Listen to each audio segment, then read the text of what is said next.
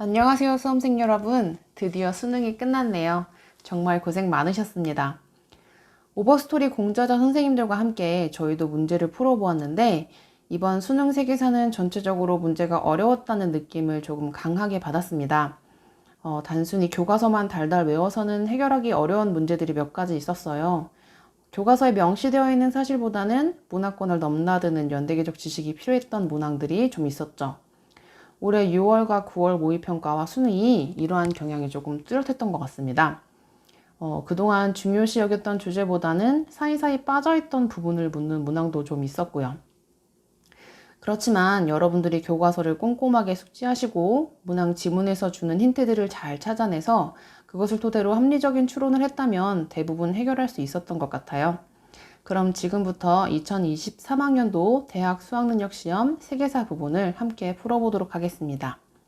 자, 1번은 매년 나오는 고정 문제죠. 거의 매번 메소포타미아 문명 혹은 이집트 문명이 나옵니다. 함께 볼까요? 자, 가 문명에 대한 설명으로 옳은 것을 묻고 있습니다. 이 점토파는 히타이트의 왕 하투실리스 3세가 가의 신왕국 시대 파라오인 람세스 2세와 체결한 평화조약의 내용을 담고 있습니다. 라고 합니다. 자료가 낯선 것이라고 해서 당황할 필요가 전혀 없었죠. 이 문제는 이 두 줄만에 끝나는 문항이었습니다.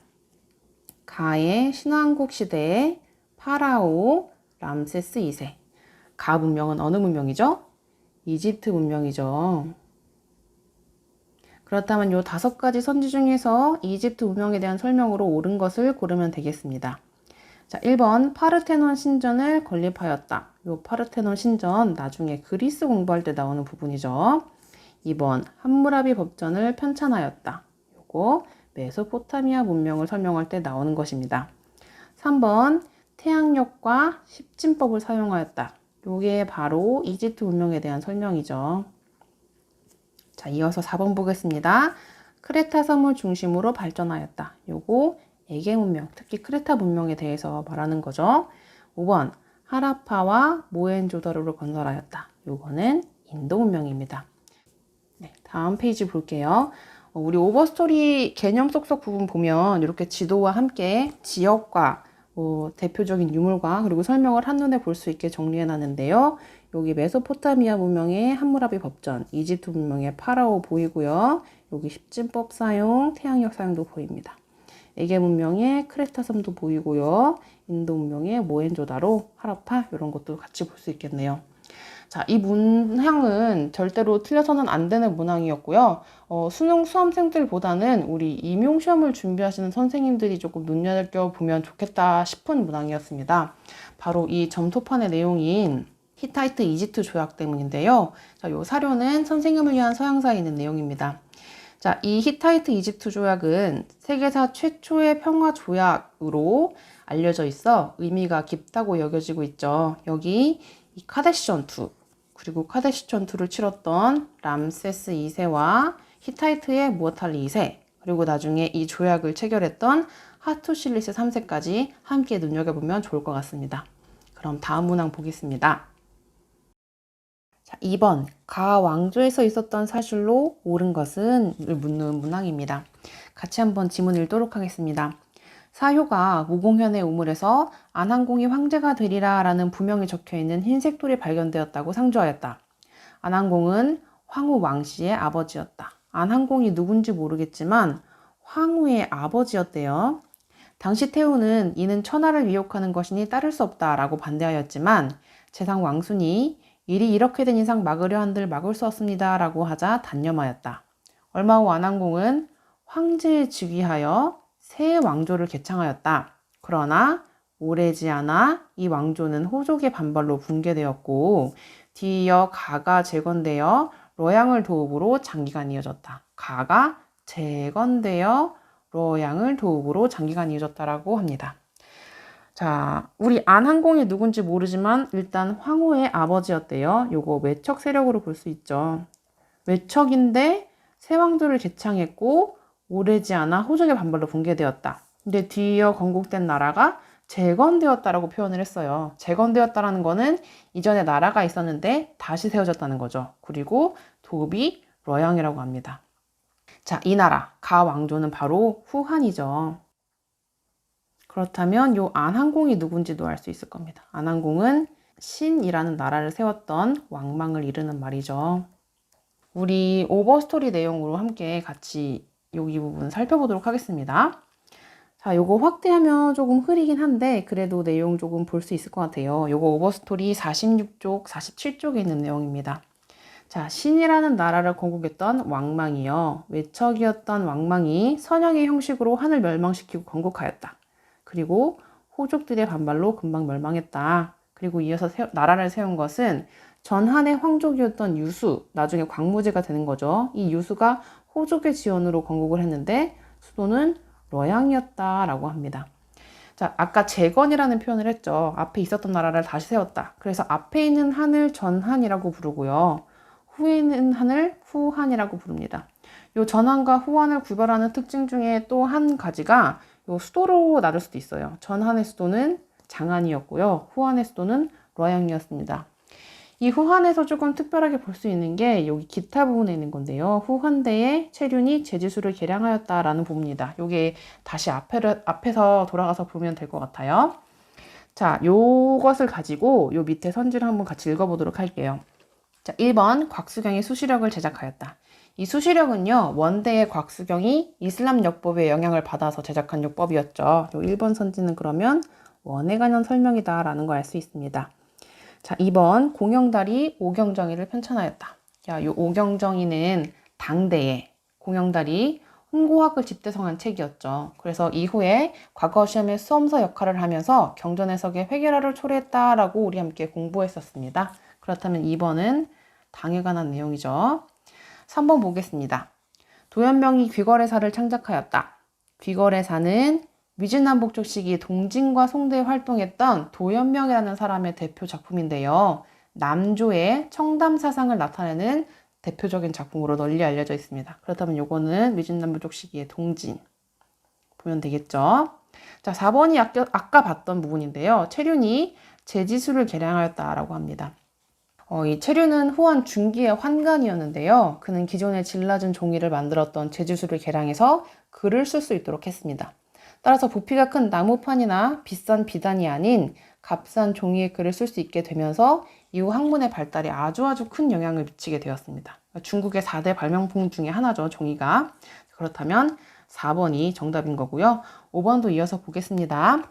장택단이 청명상화도를 완성하였다. 청명상화도는 중국의 명절인 청명절에 북쪽에는 북송의 수도인 카이펑, 개봉의 모습을 그린 그림입니다. 이를 통해서 북송의 경제가 굉장히 높은 수준으로 발전했음을 알 수 있습니다.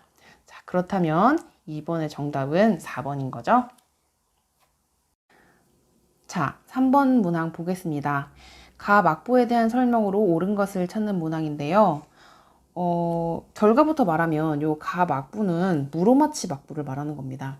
이 무로마치 막부는 최근에 계속해서 수능에서 출제되지 않다가 올해 6월 모의평가에서 출제가 되었었는데요. 이번 수능 문항 지문에서는 교과서에서 찾을 수 있는 결정적인 키워드가 거의 없었기 때문에 이 사건이 이것을 말하는 것이겠구나 라고 생각해서 풀어야 되는 문제였어요. 함께 읽어보도록 하겠습니다. 쇼군이 가키스의 변으로 피살된 후에 가의 권위는 점차 실추되었다. 대규모 반란이 빈번해지면서 다이묘에 대한 통제도 약화되었다. 이후 호소카와 가스모토와 야마나 모치토유의 대립이 고조되었고 대란이 발발하였다. 교토는 주요 전장이 되어 큰 피해를 입었다. 이를 계기로 가의 정치적 영향력이 위축되었고 다이묘들이 패권을 다투는 상황이 한 세기가량 이어졌다라고 합니다. 이 가키스의 변으로 피살된 쇼군은 무로마치 막부의 8대 쇼군인 아시카가 요시마사인데요. 그런데 이 사람을 아는 수험생들은 아마 없었겠죠. 이 문제를 어떻게 풀어야 했을까요? 바로 이렇게 흩어져 있는 지문의 힌트를 모아야 하는 건데요. 쇼군이 피살됐고 권위가 실추되었고 다이묘에 대한 통제가 약화되었습니다. 이것은 즉 다이묘의 힘이 강해졌다는 거죠. 그다음에 분쟁이 일어났고 무로마치 막부의 수도였던 교토가 주요 전장이 되었다. 그리고 가장 결정적인 힌트가 바로 이 마지막 문장인데요. 다이묘들이 패권을 다투는 상황이 한 세기가량 이어졌다. 약 100년간의 다이묘의 다툼, 바로 전국시대를 말하는 것이죠. 자, 무로마치 막부 한번 보겠습니다. 이 무로마치 막부는 다이묘들이 점차 성장해서 실권을 장악하게 되고요. 바로 요 15세기 후반 쇼군의 후계자 분쟁으로 쇠퇴되었다라는 문장이 있습니다. 앞에 봤던 아시카가 요시마사가 죽은 후에 후계자 분쟁인 이 오닌의 난이 일어나게 됩니다. 이 오닌의 난으로 무로마치 막부가 점차 쇠퇴하고 막부의 영향력은 위축되었고요. 결국 100여 년의 전국시대가 전개되게 되는 겁니다. 자, 그렇다면 요 가 막부가 무로마치 막부라는 것은 알았고요. 앞으로 돌아가서 선지 한번 같이 보도록 하겠습니다. 가 막부, 무로마치 막부 쓸까요? 무로마치 막부. 선지 함께 보도록 하겠습니다. 1번 헤이조쿄로 천도하였다. 요 헤이조쿄는 8세기 초의 장항성을 모방한 헤이조쿄, 천도한 나라시대에 관한 설명이죠. 나라시대 기억나실 겁니다. 자, 그러면 2번 선지 볼게요. 원의 침입을 막아내었다. 이 선지는 고려와 원의 연합군을 막아냈던 가마쿠라 막부에 관한 설명입니다. 자, 원이 고려와 함께 일본을 침략했을 때 태풍이 불어서 실패하게 되었고, 일본은 이 태풍을 신의 바람이라는 뜻의 카미카제라고 불렀습니다. 그리고 일본은 신의 보호를 받는 나라라는 신국 사상이 퍼졌다라고 공부했었죠. 자, 그러면 3번 선지 보겠습니다. 3번 감합무역을 전개하였다. 요 감합부는요, 무로마치 막부의 명의 발급한 무역 허가증이었죠.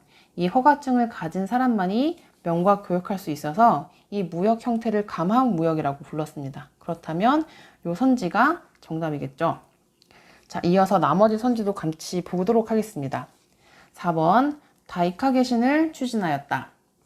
다이카게신은 7세기 중엽에 중국의 율령 제도를 본떠서 일본에서도 중앙집권 체제를 구축하고자 했던 정치 개혁이었습니다. 야마토 시대 마지막에 이 다이카게신이 일어나면서 천황 중심의 정권이 들어서게 되었죠.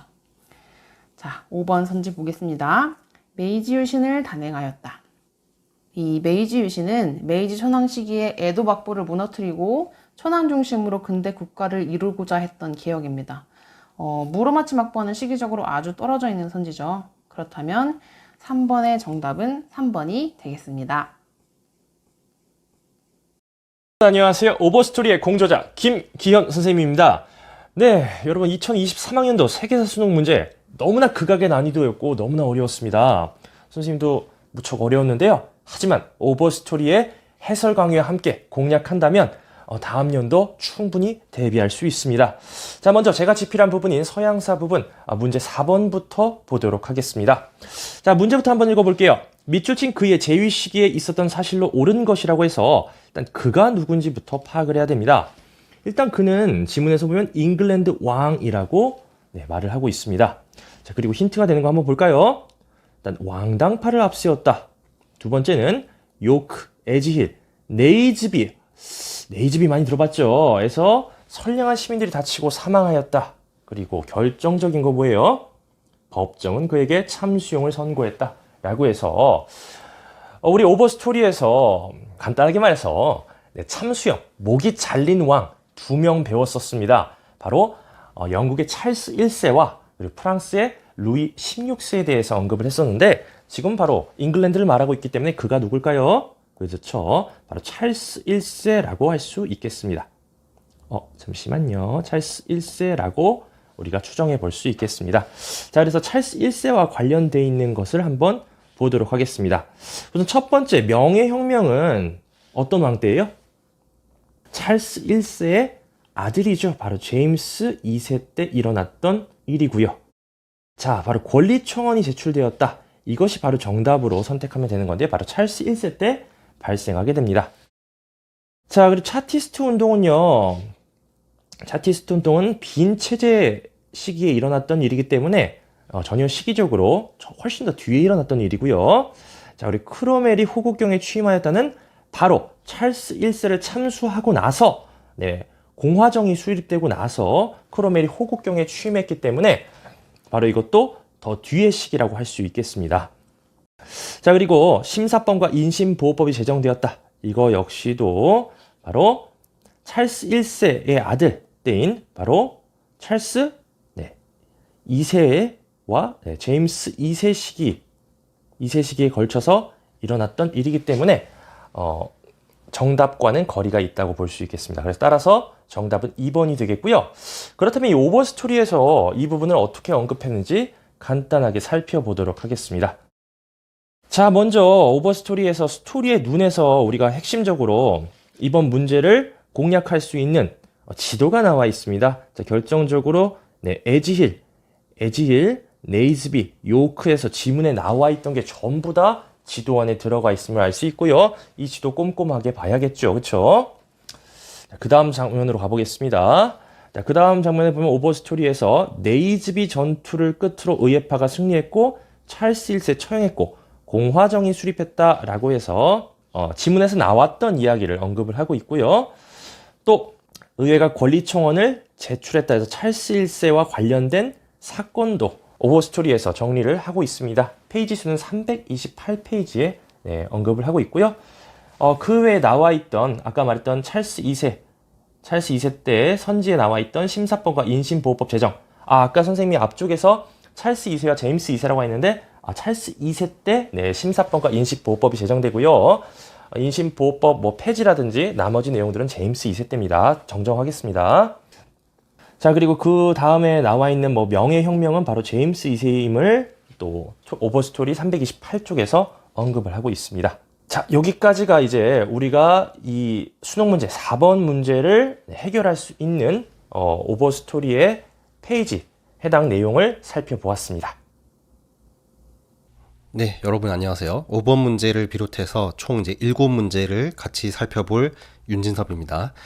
네, 그럼 5번 문제부터 같이 보겠습니다. 가 왕조에 대한 설명으로 옳은 것은 해서 우리는 이제 이 가 왕조가 어떤 왕조인지 같이 한번 지문을 볼까요? 자, 가 왕조가 비잔티움 제국과 동맹을 맺자. 일단 이 당시 이제 비잔티움 제국이 존재했었군요. 자, 칼리프 우마르라고 나와 있죠. 칼리프 우마르는 그 정통 칼리프 시대죠.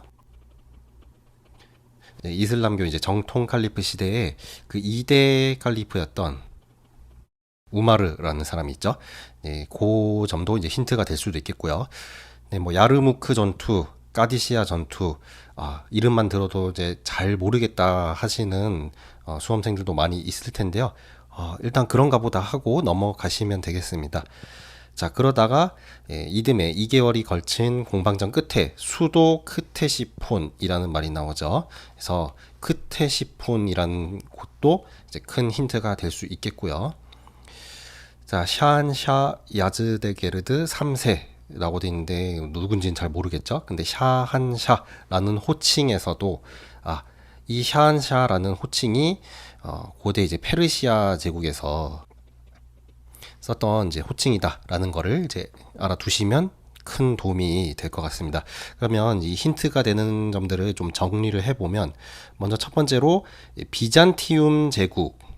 우리 이제 비잔티움 제국은 1000년 동안 존재했던 제국이잖아요. 그래서 시기적으로 봤을 때 대략 한 4세기 정도부터 1453년에 이제 멸망을 하니까 15세기까지 1000년이나 되는 시기에 이제 존재했던 나라였죠. 요 시기에 해당되는 나라를 한번 찾아보고요. 자, 그리고 이제 가장 큰 힌트라고 볼 수 있는 데가 이 크테시폰. 크테시폰은 이제 내용을 같이 한번 살펴보도록 하고요. 세 번째, 샤한샤. 자, 이 샤라는 이제 호칭은 이제 페르시아 제국에서 썼던 이제 그 왕이라는 호칭인데요. 이 샤한샤라고 하면 이제 왕 중의 왕, 왕중왕이라는 뜻이죠.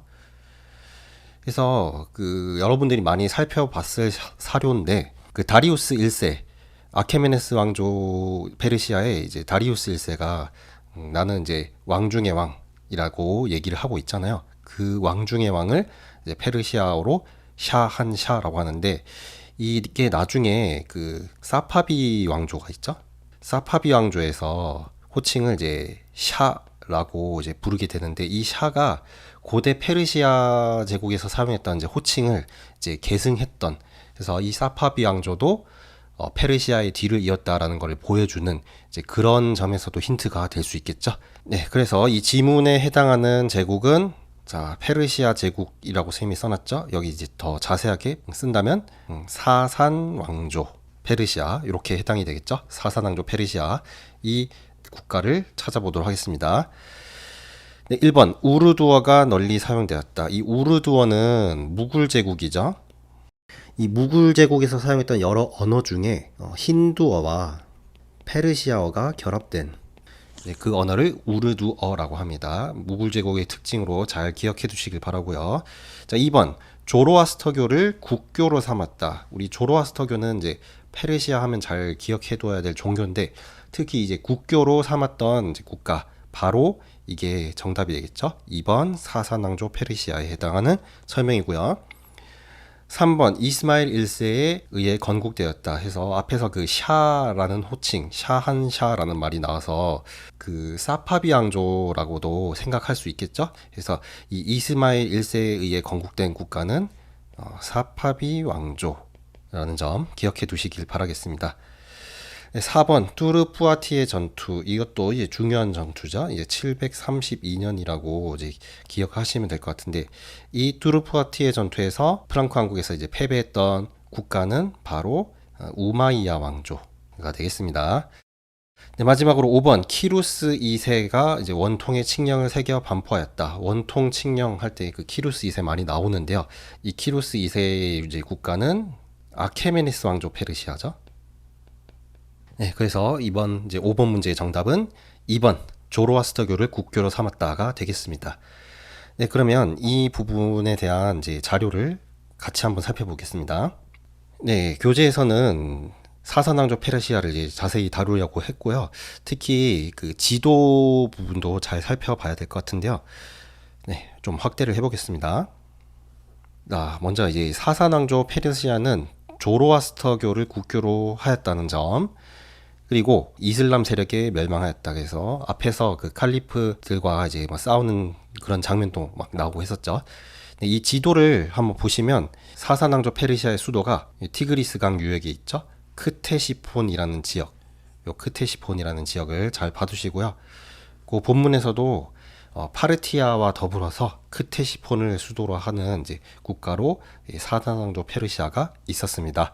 그래서 그 지도에서 수도도 이제 잘 살펴보길 바라겠습니다.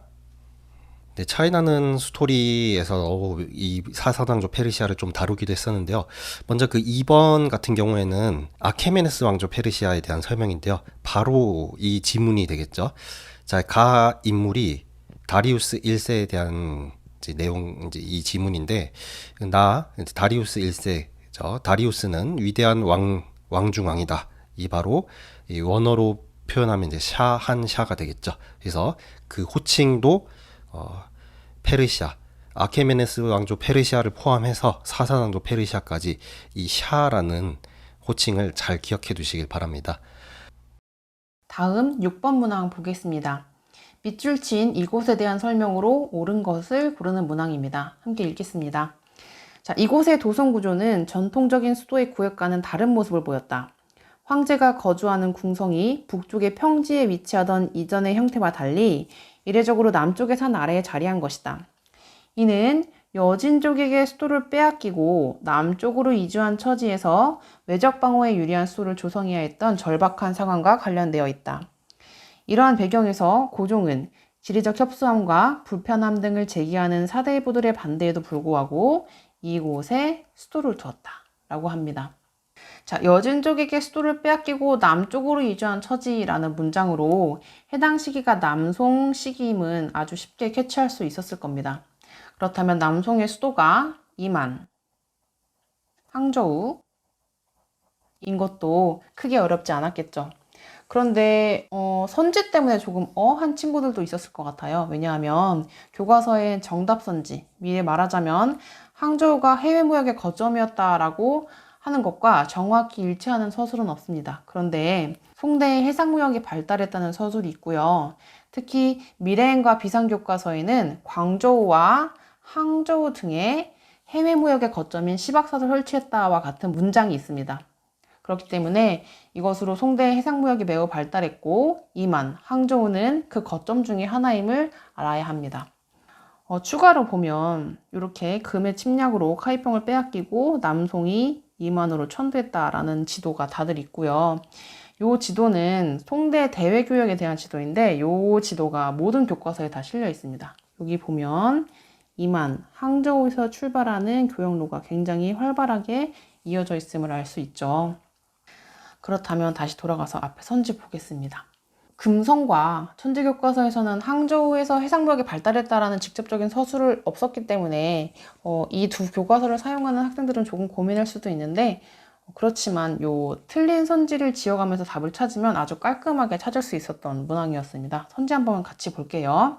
1번, 요의 지배 영역이었다. 요가 세운 나라는 거란이었죠. 거란은 북송과 연운 16주를 두고 계속해서 다투었다는 내용을 기억하실 겁니다. 이후에 여진이 세운 금이 카이평을 함락하고 남쪽으로 위치한 남송이 이만에 수도를 두었기 때문에 해당 선지는 틀린 것이죠. 자, 2번 해무역의 거점이었다. 요게 정답이었고요. 3번 보겠습니다. 선비적 왕조의 새로운 수도였다. 우리가 아는 선비적 왕조 바로 북이죠. 새로운 수도로 삼아 천도한 곳은 낙양, 뤄양입니다. 자, 4번 선지 보겠습니다. 대우나 영제거의 북쪽 기점이었다.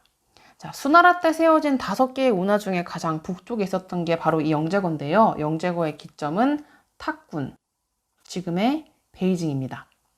자, 마지막 선지, 비단길, 사막길의 중간 지착지였다. 비단길과 남송은 거리가 너무너무 떨어져 있죠. 자, 이렇게 아닌 선지를 지어가면 굉장히 쉽게 접근할 수 있는 문항이었습니다. 6번 문항 정답 2번입니다. 자, 그럼 우리 수능 문제 7번으로 가보도록 하겠습니다. 자, 수능 문제 7번은요, 가인물이라 해서 가인물이 누군지를 파악해야 되고 좀 생소한 지문이 나왔습니다.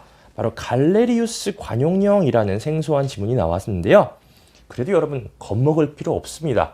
항상 선생님이 그 오버스토리 그 특정 문제에서 해설 강의에서도 했듯이 이런 문제들은요, 항상 생소한 지문들을 내서 여러분들을 겁을 주는데요. 겁을 먹을 필요가 전혀 없습니다. 키워드를 한번 파악해 보도록 하겠습니다. 자, 우선 이 갈레리우스 관용령에서 우리가 알 수 있는 것은 이 갈레리우스 관용령이라는 게 바로 디오클레티아누스 이후다라는 것을 지문에서 알 수 있습니다. 디오클레티아누스의 칙령이 선포된 이후라고 나와 있죠. 자, 그리고 우리가 이 관용령에 치우치지 말고 옆쪽을 보시면 훨씬 더 알기가 편한데요. 바로 2년 후에 서방 황제인 가와 동방 황제인 리키니우스는 크리스트교는 물론 다른 사람에게도 종교의 자유를 인정하는 칙령을 내렸어요 라고 언급을 하고 있습니다. 자, 종교의 자유를 인정하는 칙령. 자, 우리 로마 제국 파트 때 바로 이 칙령 관련해서는 딱 한 가지밖에 언급을 안 했었는데요. 바로 무슨 칙령이죠? 그렇죠. 우리가 기억하는 칙령은 313년에 있었던 밀라노 칙령이라는 황제의 명령이 있었는데요. 자, 우리가 리키니우스와 같은 공동 황제였던 황제, 그리고 밀라노 칙령을 같이 내렸던 황제는 바로 우리가 콘스탄티누스 황제다라는 것을 추론해 볼 수 있습니다. 그렇죠. 그래서 힌트가 되는 것은요, 바로 리키니우스, 그리고 이 리키니우스가 기억이 안 난다 그러면 그냥 종교의 자유를 인정하는 칙령, 우리 한 가지밖에 없잖아요. 바로 밀라노 칙령이라고 곧바로 여러분들이 결론을 내리면 되겠습니다. 자, 그럼 가인물이 콘스탄티누스 황제인 걸 알았으니까 쉽게 풀리는 문제겠죠? 자, 1번부터 한번 보겠습니다. 선지 1번을 보면 악티움 해전에 승리하였다. 바로 아우구스투스입니다. 이거는 그렇죠? 아우구스투스 황제가 옥타비아누스 황제, 바로 악티움 해전에서 승리를 거두셨고요. 자, 2번 제1차 삼두 정치를 주도하였다. 이거는 바로 아우구스투스의 양아버지죠. 네, 그렇죠.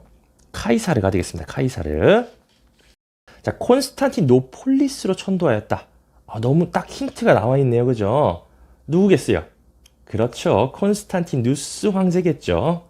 원래 비잔티움이었다가 콘스탄티누스 황제가 수도를 천도하면서 콘스탄티노폴리스로 이름을 바꿨다라고 오버스토리에서 언급했었습니다. 자, 그리고 여러분 이 4번 지문 때문에 여러분들이 헷갈릴 수가 있는데요. 자, 오버스토리에서도 여러 번 강조하고 있는데 크리스트교를 국교로 선포한 것, 즉 종교의 자유를 허용한 것은 콘스탄티누스 황제와 리키니우스 황제지만 크리스트교를 국교, 로마의 국교, 로마의 종교는 크리스트교다라고 선포한 것은 선생님이 테오도시우스 황제라고 설명했었습니다. 테오도시우스 황제가 되겠습니다. 그래서 여러분 선지 4번과 3번을 헷갈리지 않기를 바라겠습니다. 자, 그리고 5번은 유스티니아누스 법전을 편찬하였다. 당연히 이거는 비잔티움 제국의 유스티니아누스 대제겠죠. 자, 그래서 정답은 3번이었고요. 4번과 3번 정확히만 종교의 자유 허용과 국교 선포 이것만 잘 구별하면은 쉽게 풀 수 있는 문제였습니다. 자, 그럼 오버스토리에서 이 부분을 어떻게 언급하고 있는지 한번 살펴보도록 하겠습니다. 자, 페이지 236페이지인데요. 236페이지 보면 선생님이 귀엽게 여기 with 리키니우스라고 해서 리키니우스 황제도 같이 기억해 주십사. 오버스토리 236페이지에서 언급을 하고 있네요. 그죠? 또한 예상 문제도 만들어 놨었는데요. 예상 문제 한번 보도록 하겠습니다. 자, 예상 문제. 완전히 수능 7번과 일치한다고 볼 수는 없지만, 자, 한번 읽어볼까요? 가 인물이라 해서 선생님도 역시 가 인물이라고 표시를 했고요. 뒤에 리키니우스 황제의 풀네임을 적어놨어요. 리키니우스 아우구스투스 황제라고 해가지고 밀라노 칙령에 대해서 언급한 문제를 넣어놨고요. 선생님은 한 발짝 더 나아가서 콘스탄티누스 황제의 업적, 콘스탄티노폴리스로 천도하였다. 밀라노 칙령. 그래서 우리가 이 부분은 많이 언급했잖아요. 기출에도 많이 나왔고 콘스탄티노폴리스로 천도, 그다음에 밀라노 칙령 많이 나왔기 때문에 세계사 문제가 조금 더 어려워진다면 콘스탄티누스 황제의 업적 중에 하나인 솔리두스, 바로 금화를 주조하였다라는 것도 충분히 이번처럼 어려운 시험 문제라면 나올 수 있다라고 해서 예상 문제로 만들어 놨습니다. 242쪽에 예상 문제 한번 대비를 해보시는 거 좋을 것 같습니다. 8번입니다. 가 왕조에 대한 설명으로 옳은 것을 고르는 문항이었습니다. 이 문제 역시 민충사 보탑송이라는 흔치 않은 자료를 제시했죠. 그런데 우리가 쫄 필요는 절대 없습니다. 왜냐하면 출제위원들은 일부러 낯선 자료를 제시해서 수험생들에게 긴장감을 주지만 지문에 항상 결정적인 힌트를 주어서 문제를 어렵지 않게 풀 수 있도록 하기 때문입니다. 그러면 지문 함께 읽어보도록 하겠습니다. 이것은 민충사 보탑송의 탁본입니다. 민충사는 고구려와의 전쟁에서 사망한 자들을 추모하기 위해 세워진 사원입니다. 이곳에 보탑에 새겨있던 민충사 보탑송에는 가의 반란을 일으켰던 사사명이 황제에게 투항한 후 조정에 충성한다는 내용이 담겨 있습니다. 왼쪽의 글귀는 이를 잘 보여주고 있습니다. 이후 사사명은 다시 가를 배반하였고 얼마 후 최후를 맞이하였습니다. 자, 고구려와의 전쟁도 하나의 힌트가 될 수 있지만 너무너무 큰 힌트가 있죠. 바로 요 사사명입니다. 안녹산과 사사명이 일으켰던 난 무엇입니까? 바로 안사의 난이죠. 요 안사의 난은 당대에 있었던 가장 큰 이슈 중에 하나인데요. 이 안사의 난을 전후로 너무나도 많은 것이 변하기 때문에 안사의 난을 들어보지 못한 수험생들은 아마 없었을 겁니다. 그러면 요 아래 선지에서 당 왕조에 대한 설명으로 옳은 것을 고르면 되겠네요. 그러면 선지 함께 보도록 하겠습니다. 1번 유규를 반포하였다. 유규는 원을 무너뜨리고 명을 세운 홍무제가 한족의 문화를 회복하기 위해서 반포했던 것이었죠. 그러면 1번 선지는 명에 대한 것이었습니다. 자, 2번 돌궐 세력을 제압하였다. 여기 PT 같이 볼게요. 자, 요 안사의 난 이후로 당이 굉장히 많은 것들이 변했다라고 할 수 있죠. 요 당대에는 당 태종이 있었는데요. 태종은 동돌궐과 그 지배하에 있던 여러 민족들을 복속시켜서 당시 천가한이라는 칭호를 얻기도 하고요. 이어서 고종은 서돌궐까지 멸망을 시킵니다. 그러면 요 2번 선지가 당에 해당하는 문장이 되겠죠. 그러면 2번이 정답이고요. 3번 구품중정제를 폐지하였다. 구품중정제는 위진남북조 시기에 시행되었던 관리선벌 제도이죠. 이 구품중정제는 수나라에 들어서 시험으로 관리를 선발하는 과거제가 시행되면서 폐지되게 됩니다. 자, 4번 왕안석의 신법을 시행하였다.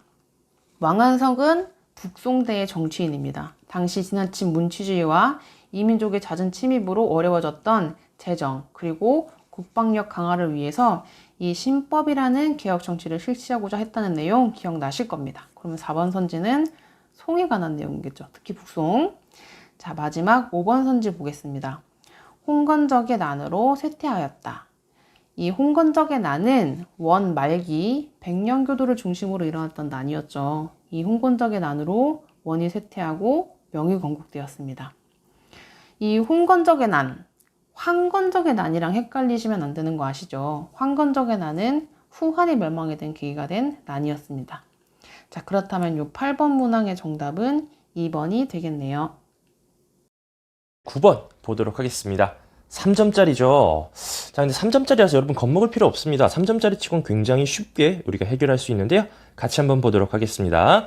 다음 자료에 나타난 전쟁에 대한 탐구 활동이라서 일단 이 전쟁이 무슨 전쟁인지 파악할 필요가 있는데요.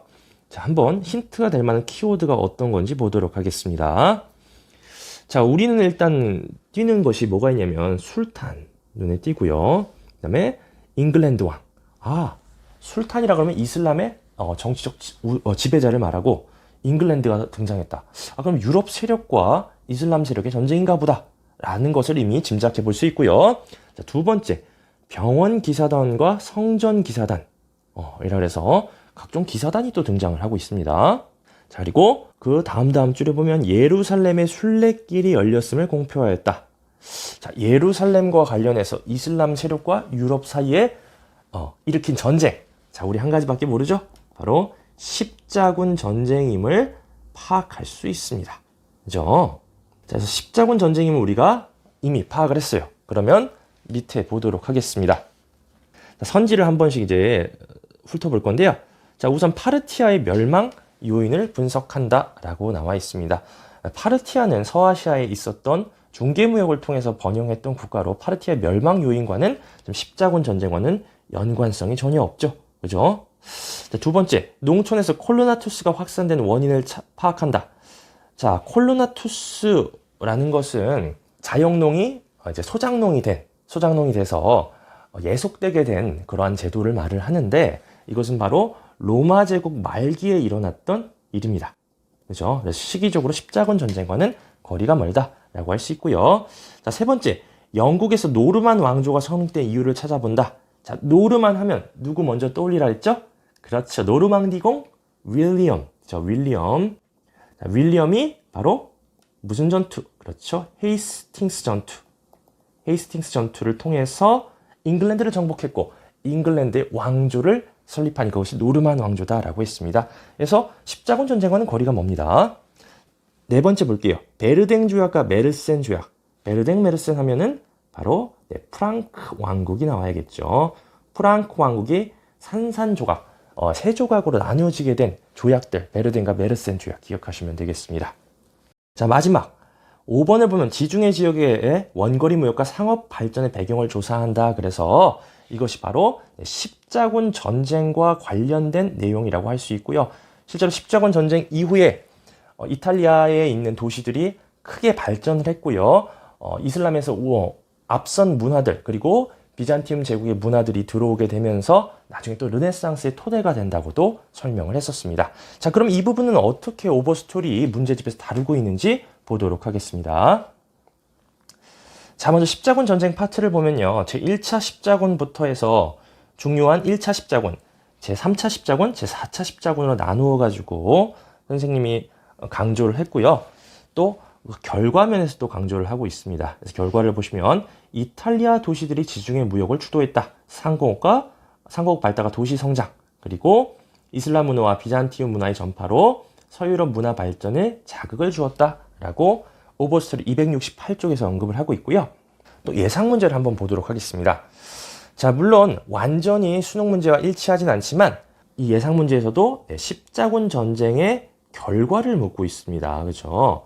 그래서 이 십자군 전쟁의 결과, 십자군 전쟁의 어떤 전개 과정이나 배경보다 결과가 많이 출제되고 있는 바 앞으로 다른 결과를 또 물어볼 수도 있습니다. 정답으로. 그래서 차이나는 스토리 275쪽에서 바로 십자군 전쟁의 결과로 유럽 사회가 봉건제가 흔들리고 왕권이 강화되었다라는 부분도 한 번 더 짚고 넘어간다면 여러분들이 다음번에 수능에 똑같은 문제가 나오더라도 쉽게 풀 수 있을 겁니다. 자, 그리고 요 해설 파트에도 십자군 전쟁에 관련돼서 지중해를 통한 동방교역이 활발해졌다라고 언급을 하고 있으므로 이번 수능 문제도 손쉽게 접근할 수 있었겠죠, 정답으로. 다음 10번 문항 보겠습니다. 밑줄 친 이 왕조에 대한 설명으로 옳은 것을 찾는 문항입니다. 이 문제 처음 보고 선생님이 조금 걱정을 했었는데요. 인도사를 물어보면서 중국사의 연대기도 알고 있어야 확실하게 풀 수 있었던 문항이기 때문입니다. 일단 함께 읽어보도록 하겠습니다. 동진의 구법승 법현은 장안을 출발해 중앙아시아를 거쳐 이 왕조의 땅을 밟게 되었다. 그는 여행기에서 이 왕조는 곳곳에 무료 요양소와 치료소를 설치하고 활발한 빈빈구제 활동을 펼쳤다. 뿐만 아니라 학문이 크게 발달하였고 사람들도 매우 친절하였다라고 격찬하였다. 그는 탁실라, 푸르샤푸라, 페샤와르죠, 부다가야 등 불교 성지를 순례하였고 3년 동안 수도 파탈리푸트라에서 대중부 율장을 필사하고 연구하는 일에 전념하다 실론을 거쳐 무역선을 타고 귀국하였다. 라는 지문이 있습니다. 자, 이 문장 파탈리푸트라를 수도로 삼은 왕조는 마우리아 왕조와 굽타 왕조가 있죠. 그러면 이 둘 중에 어떤 왕조가 맞는 것이냐를 알려면 여기 동진의 구법승 법현이 이 왕조에 왔다는 문장을 통해야 하는데요. 이 동진은 위진남북조 시기의 왕조임을 알아야 합니다. 동진은 화북의 5민족이 있었던 5호 16국 시대가 시작하는 동시에 중국의 남쪽에 존재했던 왕조인데요. 그렇다면 대략 304년 이후에 존재했던 왕조입니다.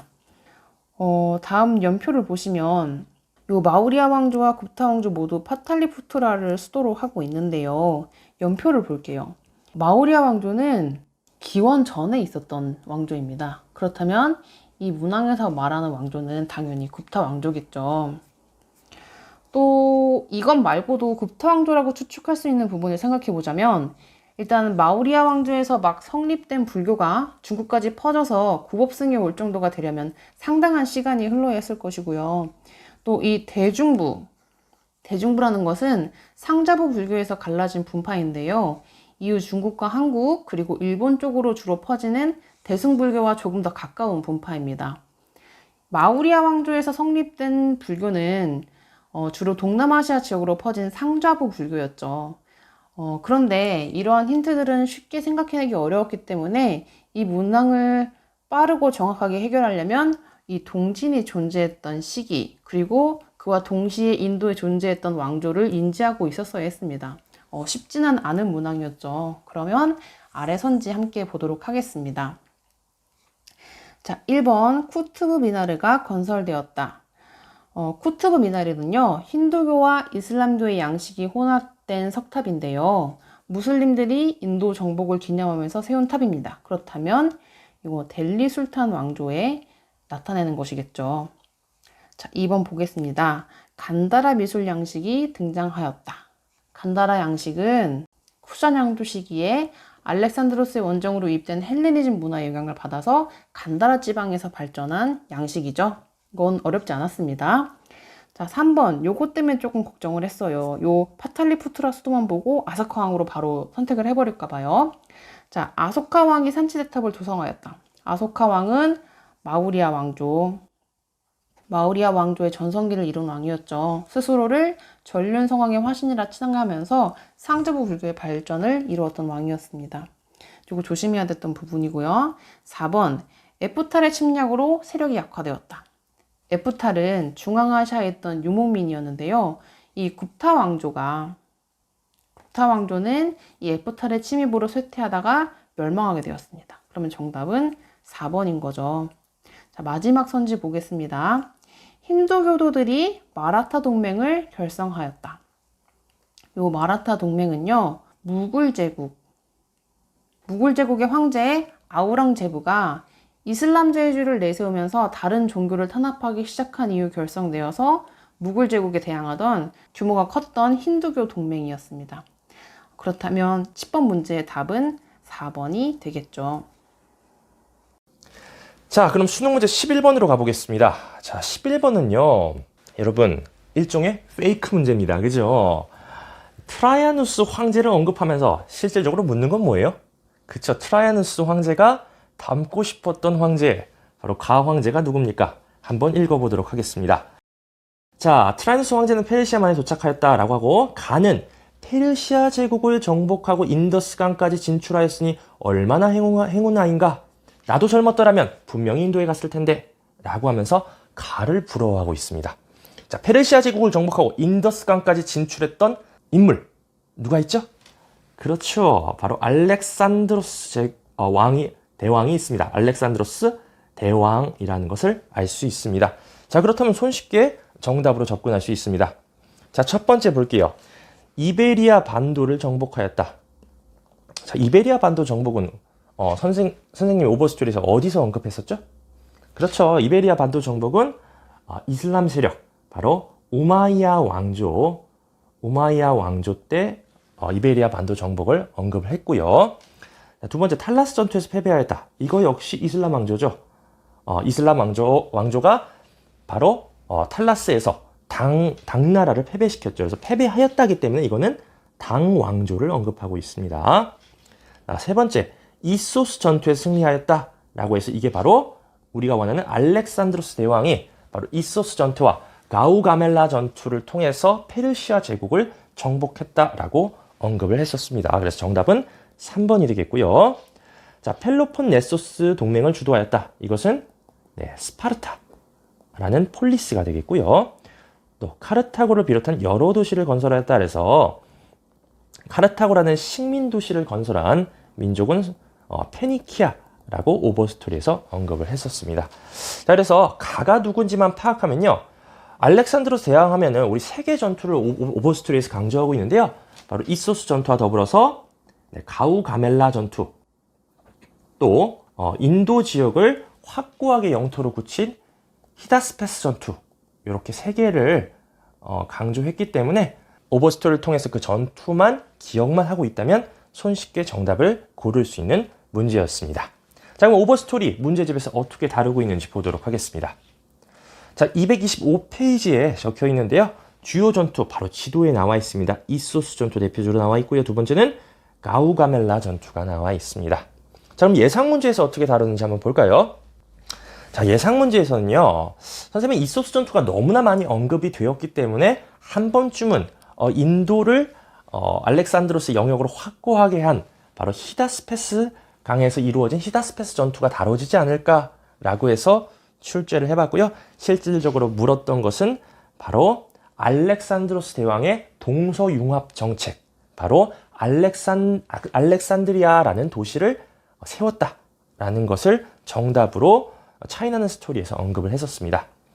자, 그래서 앞으로 알렉산드로스 대왕에 대한 문제는 계속 출제가 될 수 있는데요, 이소스 전투 너무 많이 나와 있기 때문에 동서융합 정책을 묻거나 혹은 히다스페스 전투 나올 수 있다라고 감히 예언하겠습니다.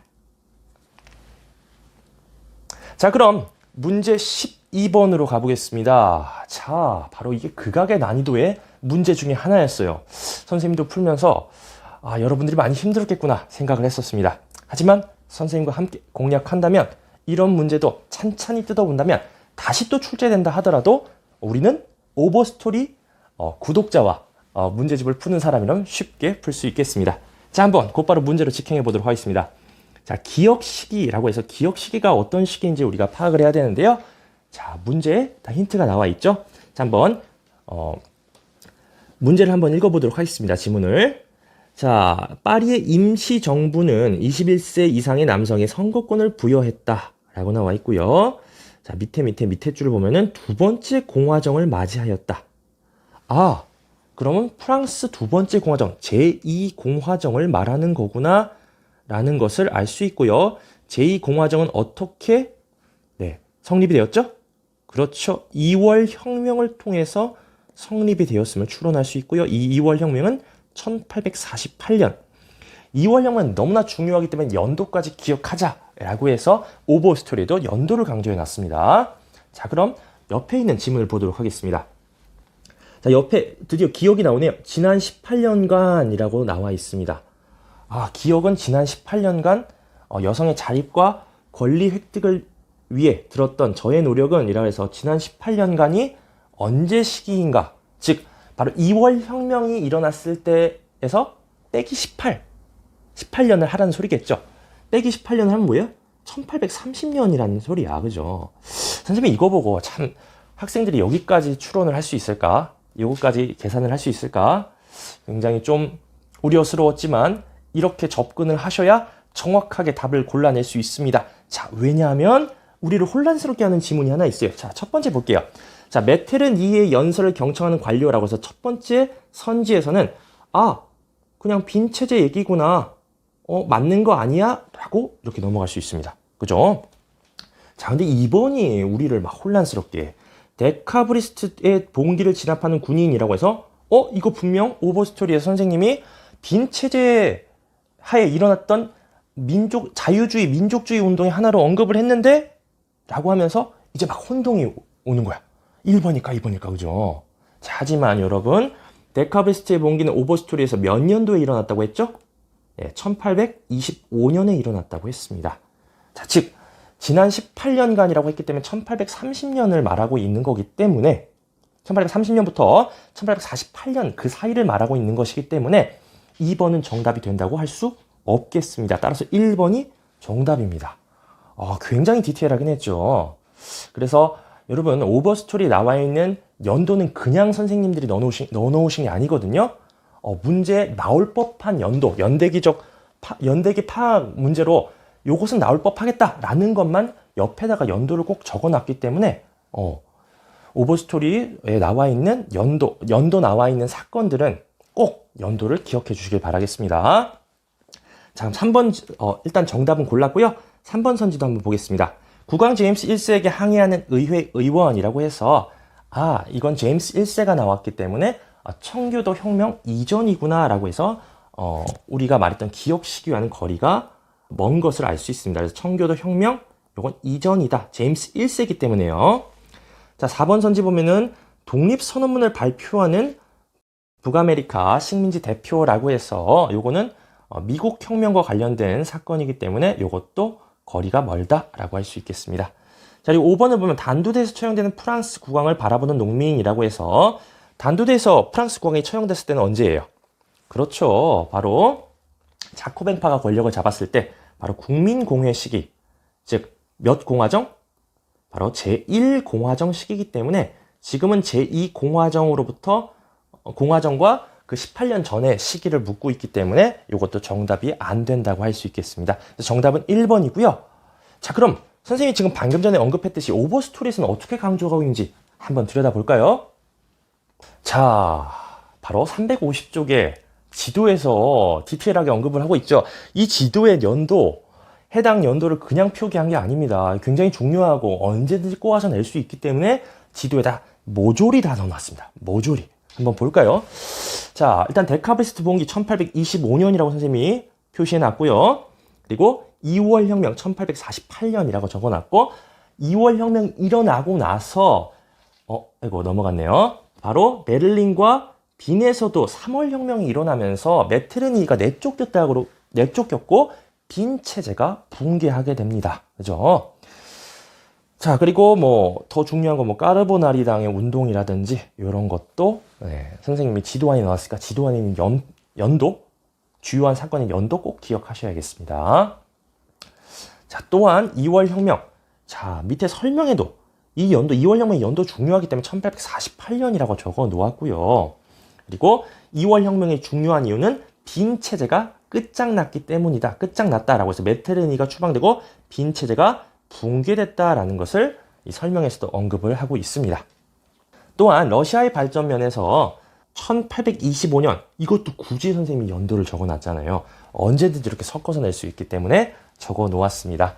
오버스토리만 꼼꼼히 보았다면 12번 문제 극악의 난이도지만 오버스토리 구독자와 문제집을 풀었던 사람은 쉽게 풀 수 있었을 겁니다. 또한 예상 문제도 선생님이 완전 똑같진 않지만 빈 체제와 관련해서 나올 수 있는 문제 비슷한 유형을 또 내놨습니다. 차이나 스토리 359쪽을 한번 같이 보도록 하겠습니다. 자, 359쪽에 보면요.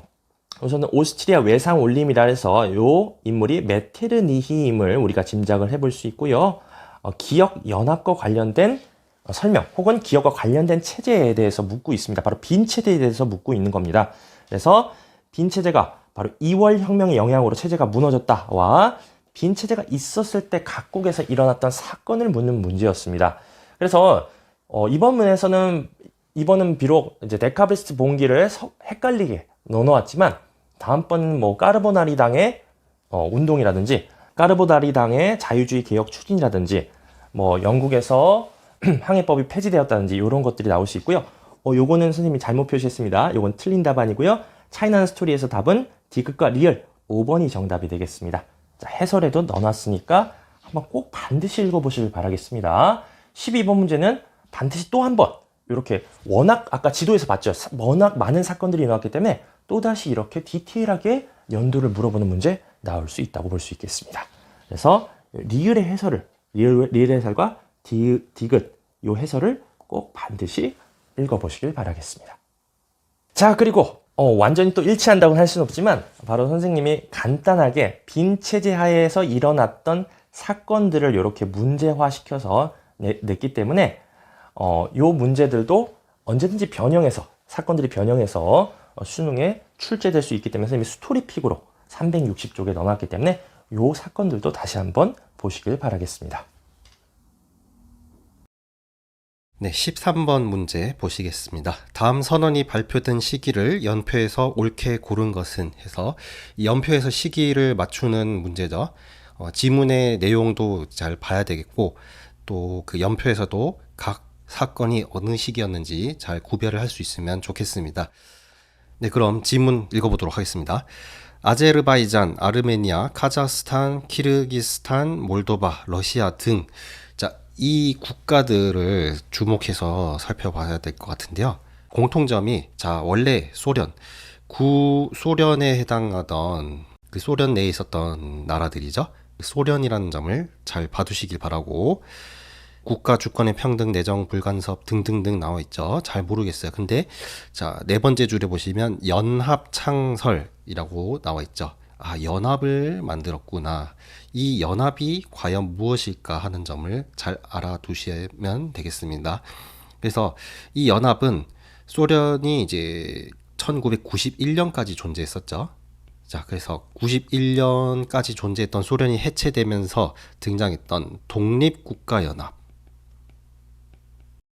약칭으로 이제 CIS라고 하죠. 소련에서 독립해서 나온 이제 공화국들이 함께 이제 구성한 연합, 이것을 독립국가연합이라고 합니다. 역시 소련 해체 바로 직후죠. 세계 안전을 보장하기 위해 핵무기에 대한 이론적인 관리를 지속한다. 연합 회원국의 동의 아래 본 연합의 목적과 원칙을 인정하는 국가의 가입을 허용한다 해서 이 독립국가연합이 결성된 이후, 창설된 이후에 다른 국가들도 좀 추가로 들어오기도 하고 또 탈퇴를 하기도 하고 그렇죠. 네, 이 부분은 세부적인 내용이니까 그냥 그렇구나 참고만 하시면 되겠습니다. 네, 그러면 연표의 이제 시기를 한번 살펴보도록 하겠습니다. 대서양 헌장 1941년이죠. 2차 세계대전 한창 이제 진행되고 있던 시기였고요. 트루먼 독트린은 이제 2차 세계대전이 끝나고 나서 1947년이 되겠죠. 네, 쿠바 미사일 위기 이거는 이제 시기를 따로 기억해 두실 필요가 있는데요. 냉전이 다시 이제 극에 달하는 시기가 되겠죠. 1962년 냉전 중에 이제 절정에 달했던 시기. 그러다가 이제 냉전 체제가 이제 완화되는 닉슨 독트린 1969년 요것도 좀 기억을 해 두실 필요가 있습니다. 고르바초프가 1985년에 이제 집권을 하고 이제 개혁 개방 정책을 실시하는데요. 이 고르바초프의 정책으로 냉전이 이제 해체된다라는 점은 이제 아시겠죠? 그래서 이 고르바초프가 집권을 하고 세계 무역 기구는 이제 1995년 WTO죠. 그러니까 약 10년간의 시기가 있는데 이 사이에 충분히 해당이 됩니다. 어쨌든 정답을 살펴보면 바로 이제 5번 마가 되겠습니다. 네, 자료를 통해서 좀 더 자세히 살펴보도록 하겠습니다. 네, 고르바초프 집권기니까 대략 이제 80년대 후반, 이제 90년대 여기에 해당하는 시기죠. 네, 바로 이 개혁 개방 정책으로 소련이 해체가 되죠. 자, 소련이 해체가 되면서 자연스럽게 독립했던 나라들끼리 결성한 단체, 바로 이제 독립국가연합이 되겠습니다. 네, CIS라는 것까지 기억을 해 두시고요. 그래서 이 고르바초프의 정책이 냉전 체제의 해체를 가져왔다라는 점을 잘 기억을 하시면 될 것 같습니다. 네, 교재 차이나는 스토리에서 어제 어떻게 다뤘는지를 잠깐 살펴보도록 할 텐데요. 자, 2번 문제가 되겠습니다. 다음 연설 이후에 있었던 일로 옳은 것은 이렇게 되어 있죠. 네, 페레스트로이카 정책, 바로 이제 고르바초프의 정책에 해당되는 부분이죠. 네, 권위주의적이고 관료주의적인 체제에서 벗어나 인간적이고 민주적인 사회로 평화롭게 이행하는 유일한 길이라고 생각합니다. 해서 연설문에 해당하는 내용입니다. 이 고르바초프가 올해 2022년에 사망을 했죠. 이제 그와 관련해서 고르바초프가 집권기에 어떤 정책을 했는지 이제 그 부분이 좀 다뤄지지 않았나 하는 부분도 있습니다. 소련과 관련된 부분에서 꼭 살펴봐야 될 부분에 해당되겠습니다. 14번 문제 보겠습니다. 가 인물에 대한 설명으로 옳은 것을 고르는 문항인데요. 이 문제에서 이분 할돈의 행적을 너무나도 많이 제시하면서 수험생들로 하여금 순간 어려운 문제인가 하고 긴장하게 만들 수 있을 것 같아요. 근데 여기 이 60대 행적이 있는 박스만 보고도 이 가 인물이 누구인지 알아낼 수 있습니다. 그러면 여기만 함께 보도록 할게요.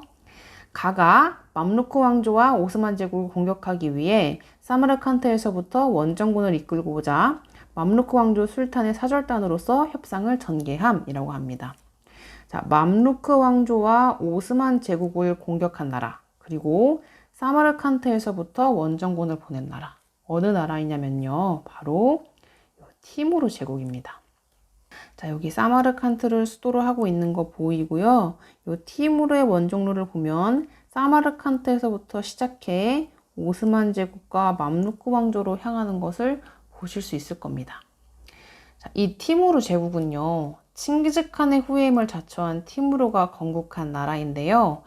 티무르는 여기 앙카라에서 전투를 벌여서 오스만 제국을 제압하기도 했었습니다. 자, 그러면 첫 번째 선지, 몽골 제국의 재건을 내세웠다. 벌써 맞는 문장 같죠? 그렇지만 조금 더 정확하게 하기 위해서 다른 선지들도 다 보도록 하겠습니다. 자, 2번 이집트의 맘루크 왕조를 멸망시켰다. 자, 맘루크 왕조를 멸망시킨 건요, 오스만 제국의 셀림 1세입니다. 여기 맘루크 왕조 정복이라는 문장이 보이죠? 셀림 1세는 맘루크 왕조를 정복하고 이집트와 북아프리카까지 손에 넣으면서 아시아, 유럽, 아프리카 3개 대륙에 걸친 영토를 확보하게 되고요. 맘루크 왕조를 멸망시키면서 당시 맘루크 왕조가 보호하고 있던 아파스 가문의 칼리프에게 칭호를 이어받아서 술탄 칼리프제를 확립하게 됩니다. 자, 그럼 다음 선지 볼게요. 3번 신성 로마 제국의 수도 빈을 공격하였다. 다시 넘어가겠습니다. 자, 오스만 제국에서 신성 로마 제국의 수도 빈을 공격한 사건은 크게 여러분이 기억할 게 두 가지가 있는데요. 하나는 오스만 제국의 전성기를 이루었던 술레이만 1세 때 일이고요. 여기 빈포이 보이시죠? 그리고 하나는 17세기 말의 2차 빈포이입니다. 이 2차 빈포이 실패 이후에는 오스만 제국이 점점 쇠퇴하기 시작하니까 두 가지 이제 구분해서 기억해 두시면 좋겠습니다. 자, 다음 선지 볼게요. 아바스 왕조로부터 술탄의 지위를 인정받았다라고 합니다. 자, 요거는요, 여기를 확대해 보면 될 것 같아요. 이건 셀주크 티르크에 관한 이야기인데요.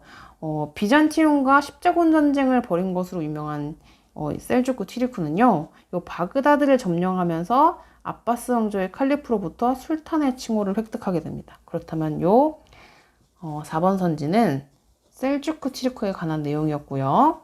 자, 마지막 5번 선지 보겠습니다. 바그다드를 점령하고 훌라그 울루스를 세웠다. 요 울루스 우리 몽골 제국 배울 때 나왔던 내용이었죠. 몽골 제국은요, 칭기즈칸 사후에 우부데이올루스, 차가타이올루스, 주치올루스, 홀라고올루스로 나뉘어서 통치되게 됩니다. 자, 그렇다면 요 14번 문제의 정답은 1번이 가장 적절하겠죠? 자, 어느덧 선생님이 맡은 부분 바로 마지막입니다. 수능 15번 문제인데요. 15번 문제는 오버스토리 친구들이라면 쉽게 접근했을 겁니다. 자, 한번 지문 읽어보겠습니다. 가나 국가에 대한 설명으로 옳은 것이라 해서 가와 나를 보고 있고요. 나 국가가 뭔지를 묻고 있고요. 우선 그림에 배가 엄청 떠 있습니다. 자, 배에서 싸우는 전쟁인가 봐요. 그죠? 그리고 배에서 우리가 알 수 있는 게 십자가 모양의 바로 잉글랜드 국기가 또 달려 있음을 또 볼 수 있고요. 그죠? 아닌데 십자가는 뭐 다 달려 있으니까 뭐 요걸로는 파악하기 조금 힘들 수도 있겠네요. 자, 그럼 지문을 한번 볼게요. 일단 칼레라는 지명이 있고요. 칼레. 그리고 여왕이 발탁한 드레이크도 기습 공격 성공에 일조하였다 라고 해서 칼레, 드레이크를 통해서 이거 뭘 언급하고 있다? 칼레 해전을 말하고 있구나 라는 것을 우리가 두 키워드를 통해서 알 수 있습니다. 자, 그렇게 되면은 자, 가는 뭐 자동적으로 가는 바로 영국과 붙었던 에스파냐가 될 거고요. 자, 나는 네덜란드와 연합함대를 형성했고 드레이크가 이끌었다고 나와 있으니까 이것은 영국이라고 볼 수 있겠습니다. 자, 그럼 가, 나가 설정이 됐기 때문에 쉽게 풀 수 있어요. 그죠? 자, 먼저 가가 에스파냐야. 근데 1번부터 피사로를 앞세워 식민지를 개척하였다 하고 나 정답이에요 라고 손들고 있네요. 그죠? 그래서 정답은 1번이 되겠습니다. 굉장히 쉽죠? 이거 왜 3점짜리로 넣었는지 잘 모르겠네요. 그죠? 자, 2번 문제 볼게요. 바스쿠 다가마 하면요. 인도 항로 개척은 에스파냐가 아니라 포르투갈이라고 했고요. 에스파냐는 한 발 늦었다고 오버스토리에 설명했습니다. 자, 그리고 오스트리아로부터 슐레지엔을 확보했다. 슐레지엔 겁나 중요하다라고 했죠. 슐레지엔 누구? 그렇죠. 프리드리히 2세 바로 프로이센의 국왕의 업적과 관련된 내용이었고요. 자, 4번 보면 요크타운 전투. 이거 요크타운 전투는 뭐야? 이건 미국 혁명이잖아요. 그렇죠? 그래서 이건 거리가 멀고요. 자, 그리고 폴란드 분할 점령. 폴란드 분할한 국가는 선생님이 세 국가라고 그랬어. 기억하자. 러시아, 프로이센, 또 어디? 그렇죠. 폴란드 옆에 있는 오스트리아. 요 세 국가가 갈라먹었다고 했었습니다. 그죠? 자, 그러면 요 선지 부분과 이 문제 부분은 오버스토리 문제집에서 어떻게 다루고 있는지 한번 보도록 하겠습니다. 자, 먼저 피사로 부분, 에스파냐의 군사적 점령이라고 해서 피사로 코르테스를 오버스토리 295쪽에서 언급을 하고 있고요. 또 그리고 교과서에 나오지만 여러분들이 그냥 지나칠 수 있는 세풀베다 라스카사스 논쟁에 대해서도 오버스토리에서 언급을 하고 있습니다. 이 부분 만약에 어렵게 나온다면 또 새롭게 출제될 수 있는 부분이기 때문에 해설 강의에서도 넣습니다.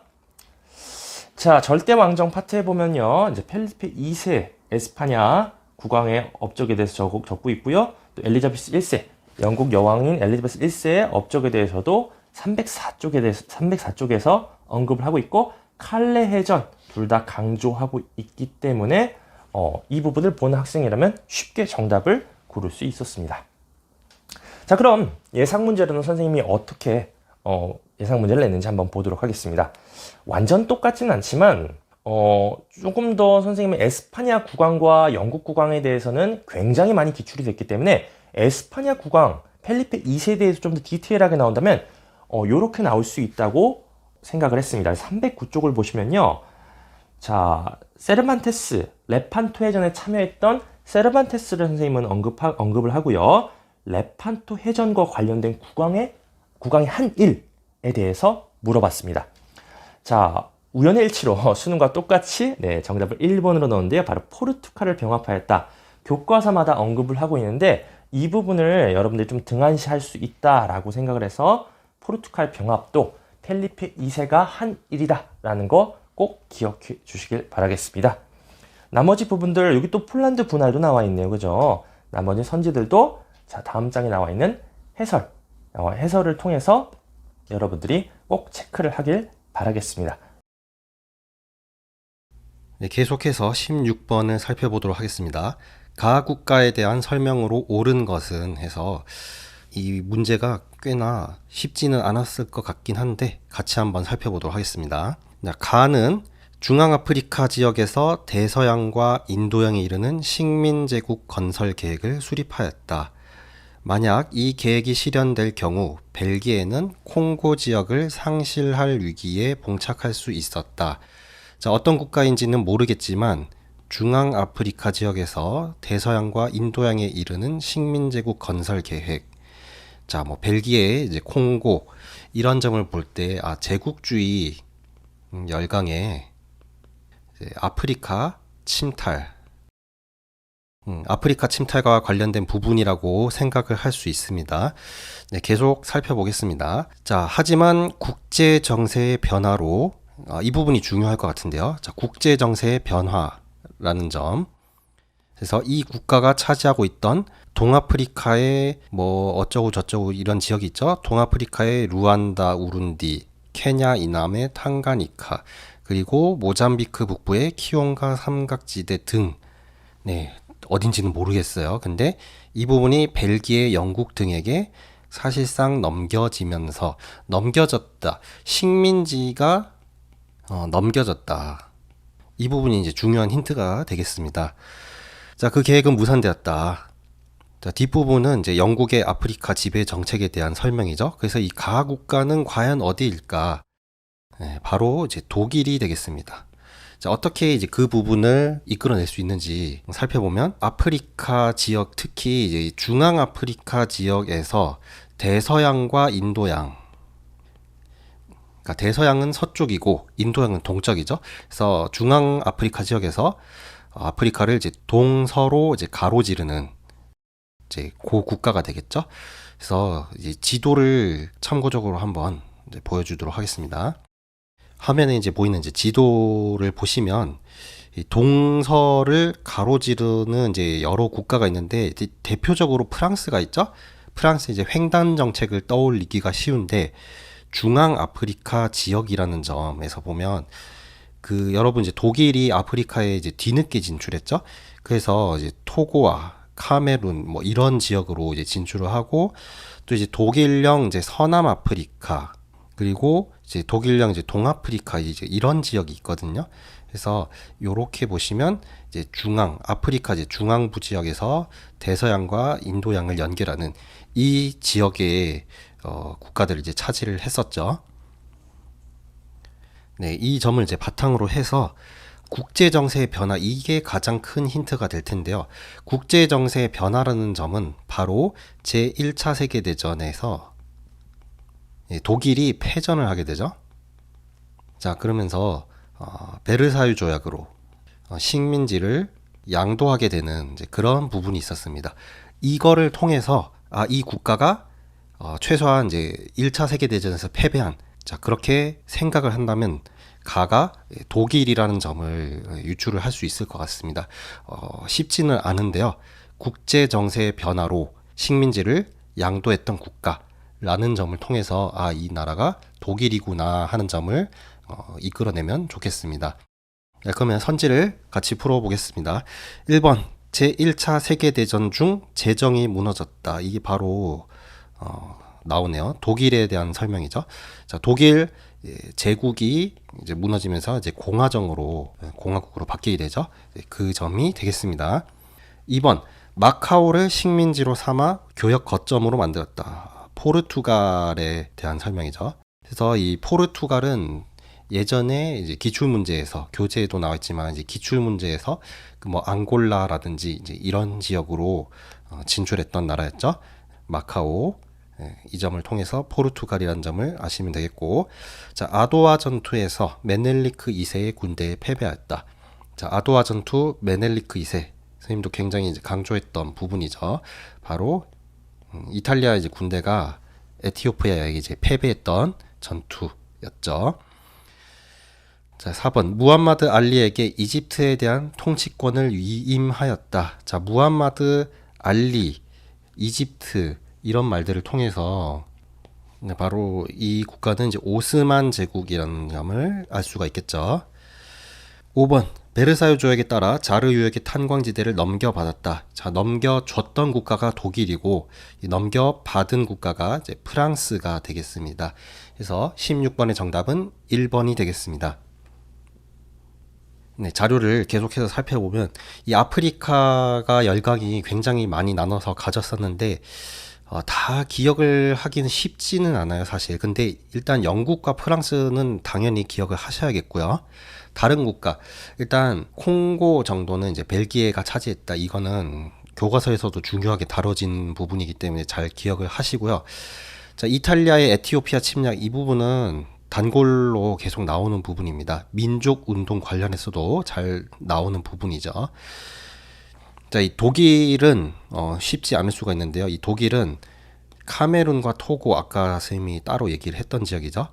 그 서아프리카 지역의 카메룬, 토고 이 정도는 따로 봐두시면 좋을 것 같고, 자, 서남아프리카와 동아프리카 이 부분도 함께 기억을 해두시면 이 나라가 독일이구나 하는 점을 그래도 맞출 수 있지 않을까 하고 생각합니다.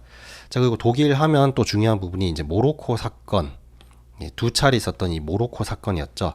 이 모로코 사건도 뒤늦게 아프리카 이제 분할에 참여한 독일이 일으켰던 그런 사건이니까 잘 기억을 하면 좋을 것 같습니다. 네, 그래서 그 모로코 사건에 대한 문제를 차에다는 스토리에서 살펴볼 수가 있었죠.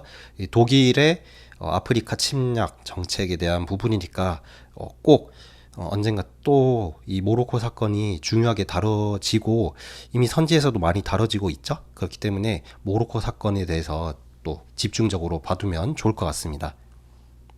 또 차이나는 스토리 2번에 보시면 이 열강이 어느 지역을 점령했는지 그 부분에 대해서 자세하게 다루고 있죠. 뭐 앙골라, 모잠비크 이런 부분도 기억하기는 쉽지 않아요. 이 부분 이제 포르투갈이 차지했던 지역인데 이 포르투갈, 독일 이런 나라들도 충분히 이제 출제가 될 수 있다는 것을 우리가 문제를 통해서 확인을 했죠. 그렇기 때문에 이 아프리카 분할을 보면서 같이 봐두시면 이제 크게 좀 도움이 되겠습니다. 또 이제 3번 문제, 이 수많은 국가들이 아프리카를 나누면서 좀 의견 대립이 있었겠죠. 그래서 그 부분을 해결하기에 모였던 이제 회의가 1884년에 있었던 그 베를린 회의가 되겠습니다. 이 베를린 회의도 열강이 이 아프리카를 어떻게 나눌 것인가에 대해서 했던 이제 중요하게 다루는 부분이니까 베를린 회의 꼭 기억해 두시길 바라겠습니다. 네, 17번 문제 살펴보겠습니다. 밑줄 친 기억 시기에 있었던 사실로 옳은 것은 이 부분은 이제 지문을 통해서 이 시기가 언제였는지를 알아봐야 될 것 같습니다. 네, 같이 보시죠. 자, 이탈리아를 우리 품으로 해서 이 이탈리아랑 관련된 문제인가 보네요. 자, 뭐 리소르지멘토 부흥이라는 뜻의 이탈리아어로 적으세요. 이 시기가 그럼 이탈리아의 통일, 독립운동 이 시기인가? 라고 이제 착각을 충분히 할 수 있겠죠. 일단 리소르지멘토 한번 체크해 두고요. 그런데 이제 두 번째 문단 시작 부분에 보니까 어제 이탈리아는 항복을 선언하였습니다. 라고 되어 있죠. 이탈리아 항복. 이게 이제 첫 번째 힌트가 되겠네요. 자, 비록 독일은 여전히 유럽 전역에서 우리들을 위협하고 있지만 해서 뭐 독일이 위협을 하고 있다. 기억 부분이 이제 지난 2년 동안인데, 자, 독일을 저지하기 위해 겪었던 소련의 희생, 뭐 독일, 뭐 소련, 이제 이런 국가들이 나오네요. 그러면 이탈리아가 항복을 했고 독일과 소련이니까 최소한 이제 1차 세계대전은 아니겠죠. 제 1차 세계대전 당시 이제 러시아니까, 그래서 제 1차는 아니다. 그러면 제 2차 세계대전이다라는 거를 알 수가 있습니다. 참고로 소련은 러시아 혁명 이후에 그 1920년대 가서 등장하는 국가니까 1차 세계대전은 아니라고 생각을 하시면 되겠습니다. 자, 근데 이제 기억 시기가 언제인가 이 부분이 포인트가 되겠죠. 자, 지난 2년 동안 자, 이탈리아가 항복을 선언했고, 그리고 그 전까지 지난 2년 동안 해서 자, 이탈리아 항복은 1943년입니다. 자, 이 부분은 따로 이제 기억을 해 두실 필요가 있고요. 1933년이니까 그럼 지난 2년 동안이면 1941년에서 1943년 이 사이에 있었던 사건을 찾으라는 문제가 되겠습니다. 네, 그럼 하나씩 살펴보죠. 1번, 독일이 오스트리아를 합병하였다. 자, 제2차 세계대전 발발 직전의 상황이죠. 바로 1938년에 있었던 일입니다. 2번, 노르망디 상륙 작전이 전개됐다. 자, 제2차 세계대전이지 막 전세가 이제 바뀌고 끝나가는 이제 시점의 일이죠. 바로 1944년의 일이고요. 3번, 미드웨이 해전. 자, 미드웨이 해전, 이게 또 일본이 꺾이게 되는 아주 이제 중요한 전투였죠. 1942년의 일입니다. 그래서 정답 나왔네요. 바로 3번이 되겠습니다. 자, 4번, 독일과 소련이 불가침 조약을 체결하였다. 해서 독소 불가침 조약, 독일과 소련의 불가침 조약, 이것도 중요하죠. 제2차 세계대전이 발발하기 직전인 1939년의 일이었고요. 자, 5번, 영국과 프랑스가 독일의 선전포고를 하였다. 자, 선전포고는 이제 독일이 일으킨 이제 직후겠죠. 자, 제2차 세계대전이 바로 일어난 1939년의 일이 되겠습니다. 아무래도 2번과 3번이 많이 헷갈릴 것 같거든요. 굉장히 제2차 세계대전 중에 있었던 일을 가지고 촘촘하게 냈기 때문에 어려울 수가 있는데, 자, 이탈리아가 이제 항복했다는 점, 이거는 여러분들이 그 이탈리아의 독재자가 이제 무솔리니가 있죠? 무솔리니가 1945년에 사망을 하게 되는데, 그럼 1945년이 아니야? 이렇게 착각을 할 수가 있는데요. 여기서 이제 주의하셔야 될 점은, 무솔리니가 이탈리아에서 이제 실각을 한 시기가 1943년이에요. 이때 이제 실각을 하거든요. 근데 이제 따로 군대를 이제 이끌고 있다가 이제 1945년에 이제 최종적으로 이제 패전을 하게 되는 거고요. 무솔리니가 이제 실각을 하고 항복을 한 건, 이탈리아가 항복을 한 거는 1943년이라는 점을 꼭 잘 기억을 해 두시기 바라겠습니다. 쉽지 않은 이제 지문의 내용이었어요. 그 자료를 한번 통해서 내용을 한번 정리해 볼게요. 네, 오버스토리 이제 본문에 있는 제2차 세계대전의 전개 과정 표를 한번 보도록 하겠습니다. 자, 주요 내용은 이제 나와 있으니까 여러분들이 공부하실 때 참고를 하시면 되겠는데, 이탈리아가 언제 항복했냐, 이 부분이 핵심 포인트죠. 바로 전세의 변화, 이 부분에서, 자, 이탈리아의 항복, 여기 나 있죠. 무솔리니의 이제 실각 후 연합국에 항복했다. 1943년. 그래서 무솔리니가 실각을 했구나라는 점, 이제 그거를 잘 기억을 하셔야겠죠. 물론 이제 이후에 그 중간에 또 나오게 되는데, 일단 1차적으로 이탈리아가 항복했던 거는 1943년이구나 하는 거를 꼭 기억해 두시길 바라겠습니다. 네, 그리고 미드웨이 해전이라든지 또 스탈린그라드 전투, 노르망디 상륙 작전, 이런 전투는 이 2차 세계대전의 흐름을 이제 바꿔놓은 전투기 때문에 언제 일어났는가 하는 것도 꼭 기억해 두시길 바랄게요. 네, 제2차 세계대전의 전개 과정에 대해서도 차이나는 스토리에서 좀 다룬 적이 있었거든요. 같이 한번 보면, 자, 이 독소 불가침 조약의 내용이라고 돼 있죠. 1939년이고, 이 연표에서 해당 시기를 찾는 부분이 되겠습니다. 물론 이 연표, 이 문제에 대해서는 그 시기가 좀 더 이제 크게 나눠져 있죠. 제1차 세계대전 이후부터 2차 세계대전 이제 종전까지를 전부 다 다루고 있어서 이 시기적으로는 좀 더 찾기가 쉬웠을 것 같은데요. 이 태평양 전쟁이 발발하기 이제 전후로, 자, 그리고 또 전세가 바뀌는 미드웨이 해전이나 스탈린그라드 전투, 또 노르망디 상륙 작전, 이제 이런 이제 주요 전투에 대해서도 잘 이제 봐두실 필요가 있습니다. 이제 그 점을 꼭 기억해 두시길 바랄게요. 네, 그리고 차이나는 스토리 이제 2번 문제에서도 하와이의 진주만 기습 공격, 태평양 전쟁 발발 1941년의 내용이 있고, 자, 여기서 이제 나번은 독일의 항복이 되겠죠. 1945년 5월달에 있었던 이제 독일의 항복이 있어서 완전히 똑같진 않지만 비슷한 문제라고 할 수 있겠죠. 그래서 이 2차 세계대전의 전개 과정 중에 이제 주요 사건들, 언제 있었는지, 어느 나라는 언제 항복했는지, 이 부분을 우리가 이번 문제에서 이렇게 촘촘하게도 나올 수 있구나 하는 점을 통해서 꼭 다시 한번 시기적으로 연표를 정리하면서 잘 살펴보면 도움이 되겠습니다. 네, 다음 18번 문제를 살펴보도록 하겠습니다. 가, 나 국가에 대한 설명으로 옳은 것은, 네, 지문을 읽어보죠. 자, 미국, 영국, 그리고 이제 가 국가가 있고요. 자, 서베를린과 서부 지역 사이의 교통 통신을 제한한 우리 나의 조치가 서베를린 주민에 대한 물자 공급을 가로막는다고 항의합니다. 자, 일단 서베를린이라는 지역이 나오죠. 베를린은 독일 수도죠. 독일 수도인데 서베를린이라는 점을 통해서 볼 때 베를린이 동서로 갈라졌던 시기구나 라는 점을 알 수가 있겠죠. 자, 그래서 베를린을 이제 분할 점령했던 시기라는 점을 통해서 볼 때 특히 이 서베를린을 미국, 영국, 그리고 이제 가 세 개의 나라가 분할했던 시기를 생각을 하면 되겠죠. 자, 그러면 서베를린 지역을 차지했던 국가로는 자, 세 국가가 있죠. 미국, 영국, 네, 그리고 이제 프랑스.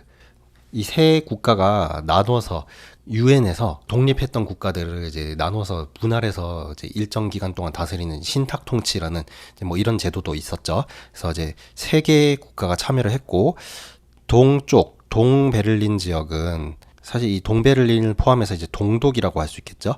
바로 이제 소련이 이제 점령을 하게 됩니다. 자, 그러면 답이 나올 것 같은데요. 자, 일단 가는 이제 프랑스가 되겠고요. 나는 이제 소련이 되겠습니다. 그래서 이 가, 나 국가에 대한 설명 각각 살펴보면 되겠는데요. 지문을 좀 더 살펴보겠습니다. 자, 서베를린 주민에 대한 물자 공급을 가로막는다. 자, 물자 공급을 가로막는다. 이제 봉쇄가 된 거죠. 바로 이제 베를린 이제 봉쇄. 자, 그로 인해서 이제 그 공수 작전도 하기도 했었죠. 그래서 베를린 봉쇄가 있었던 시기 바로 냉전 시기에 해당이 됩니다. 냉전의 시작이죠. 자, 새로운 통화를 도입. 이게 바로 소련이 베를린을 봉쇄하게 된 그 계기가 되겠어요. 서베를린 지역에 대해서 새로운 통화를 도입했던 것, 이것에 대한 조치를 취했다. 확실하게 이제 베를린 봉쇄라는 걸 알 수가 있겠죠. 네, 그러면 선지를 같이 살펴보겠습니다. 1번, 자, 가, 프랑스죠. 바르샤바 조약기구를 창설하였다. 이거는 소련이죠. 나가 되겠죠. 2번, 가, 대공황을 극복하고자 프랑블록을 형성하였다. 프랑블록. 프랑. 일단 프랑스라는 거를 알 수 있겠죠. 프랑이 프랑스의 화폐 단위였습니다. 그래서 정답은 2번, 프랑스가 되겠죠. 자, 3번. 소련에 대한 설명이어야 되겠죠. 빌리 브란트를 중심으로 동방정책을 추진했다. 자, 동방정책, 빌리 브란트인데 이거는 바로 그 서독에 대한 설명이죠. 서독의 빌리 브란트 총리. 4번, 역시 소련에 대한 설명이어야겠죠. 유럽의 경제 재건을 위한 마셜 계획을 마련했다. 마셜 계획은 미국이죠. 자, 5번, 프랑스와 소련 두 국가죠. 카이로 회담에서 제2차 세계대전 이후에 국제관계를 논의하였다. 자, 카이로 회담에 참여했던 이제 세 국가가 있죠. 바로 이제 미국, 영국, 중국까지 이제 미영중 세 국가에 해당하는 설명으로 자, 가나 모두 아니죠. 그래서 정답은 2번이 되겠습니다. 베를린 지역을 분할해서 차지했다라는 점도 이 냉전 체제의 형성에서 주요한 이제 사건이었는데요. 바로 여러분들이 가지고 있는 이제 교과서, 이제 모든 교과서는 아니어도 지도는 이제 특정 교과서에서 가져온 게 맞는데 내용은 모든 교과서에 다 있습니다. 그만큼 이제 중요한 사건이죠. 자, 이 지역에서 보시면 이제 베를린이 독일의 이제 동쪽, 그러니까 동독에 속한 위치에 있죠. 근데 독일의 수도가 이제 베를린인데 똑같이 동서로 이제 분할해서 점령을 하게 됐죠. 그래서 이 특히 서베를린 지역은 처음에 이제 미국, 영국, 프랑스 세 국가가 이제 나눠서 통치했다라는 점, 이것도 꼭 잘 기억해 두시길 바랄게요. 근데 어쨌든 이로 인해서 소련이 베를린을 봉쇄하게 되는데 그 계기가 교과서에도 자세히 나와 있는 부분이거든요. 미국, 영국, 프랑스가 서독을 단일 행정구역으로 통합하고 또 화폐개혁을 단행했다. 그래서 이 새로운 통합 화폐개혁 이 부분으로 그 소련이 베를린을 봉쇄하게 되는 이제 계기가 됐죠. 네, 그거 잘 기억해 두시길 바라겠습니다. 네, 계속해서 19번 문제 보도록 하겠습니다. 가에 들어갈 내용으로 가장 적절한 것은, 그래서 이번 수능 세계사 중에 또 가장 어려운 문제 중에 하나였다라는 평가를 이제 받고 있습니다. 같이 한번 살펴보도록 하겠습니다. 과연 어느 정도인지. 자, 가에 들어갈 내용인데 일단 이 문제 형식을 보면 굉장히 막 복잡하고 어느 지역에서 뭘 일어났는지 이렇게 생각을 해봐야 될 것 같아서 어려울 것 같은데, 다르게 생각해 보면은 이제 1, 2, 3, 4, 5번이 있죠. 1, 2, 3, 4, 5번이 있으면 이거를 이제 가나다라마 같은 그 연표 문제, 연표 문제 식으로 생각을 하시면 편할 것 같아요. 그러니까 3번 부분이니까 이제 결국 이제 여기에 해당하는 사건이 어떤 것이냐 이거를 맞춰봐야겠죠. 여러분은 어느 영국 장교의 주요 행적을 시간순으로 보고 있습니다. 이를 통해 제국주의 열강의 침략과 외교 정책을 잘 이해할 수 있습니다. 잘 이해되시나요? 봅시다. 자, 영국 장교인데요. 뭐 누군지는 모르겠죠. 일단 자, 1번 크림 전쟁에 참전하여 세바스토폴 전투 중 한쪽 눈에 부상을 입었다. 해서 자, 크림 전쟁 몇 년도인지 아시겠나요? 그 러시아에 발전할 때 이제 1853년 이제 발발하죠. 1853년에서 이제 크림 전쟁이 그 후에 이제 끝이 나요. 자, 그리고 2번 세포이 항쟁 발생 직후 인도로 파견되어, 자, 세포이 항쟁 이제 1856년이었죠. 자, 그리고 에로 사건으로 촉발된 전쟁이 진행 중인 중국, 바로 이제 제2차 아편 전쟁, 바로 이제 똑같은 시기가 되겠네요. 1856년. 일단 2번은 1856년이다 라는 거는 일단 나왔죠.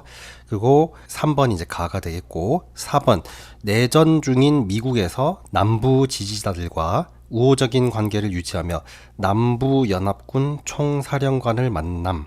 자, 남부연합이 나오죠. 자, 그리고 일단 이 내전이 바로 미국의 이제 남북 전쟁에 해당되겠죠. 남북 전쟁이 이제 1861년부터 1865년에 있었던, 그러니까 에이브러임 이제 링컨이 집권했던 이제 바로 그 시기가 되겠죠. 그래서 뭐 대략적으로 봐도 이제 1860년대다라고 이제 생각하시면 되겠죠. 자, 남부연합은 이제 당시 이제 남부에서 따로 이제 북부와 대립했던 이제 국가가 이제 남부연합이 되겠습니다. 아메리카 연합이라고 하죠.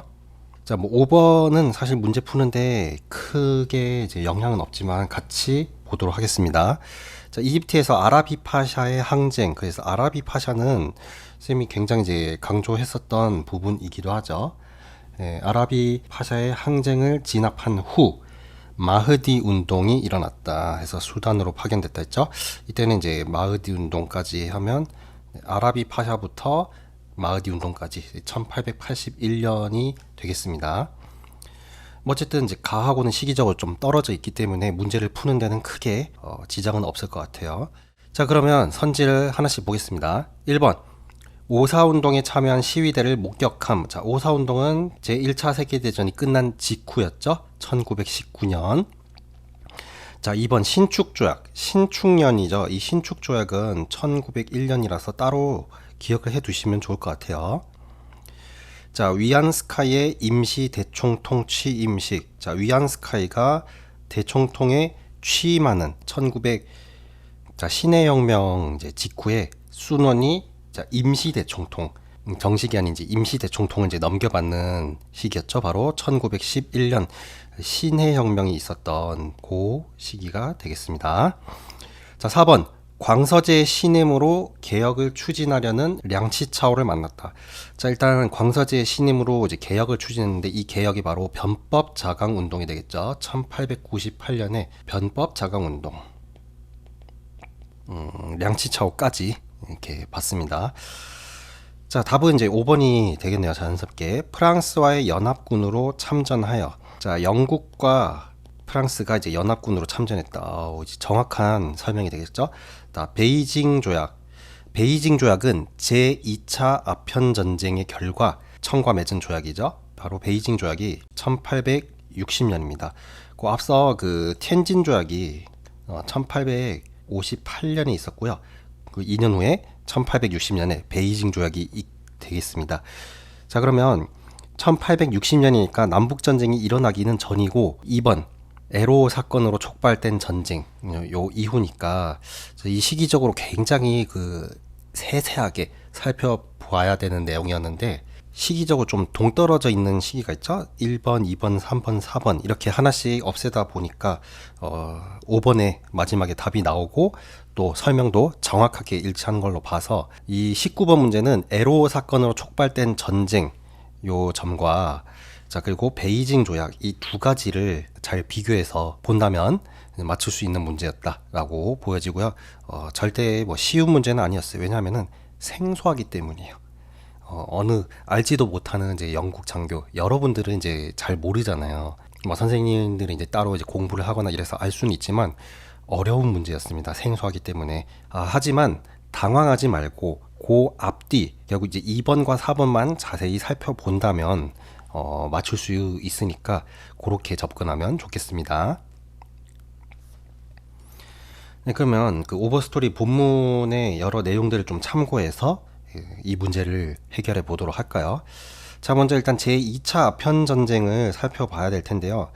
워낙 많이 다뤄지는 부분이라서 잘 알 수 있겠죠? 자, 에로 사건으로 촉발됐고요. 자, 그 결과 맺은 조약이 텐진 조약과 베이징 조약이요.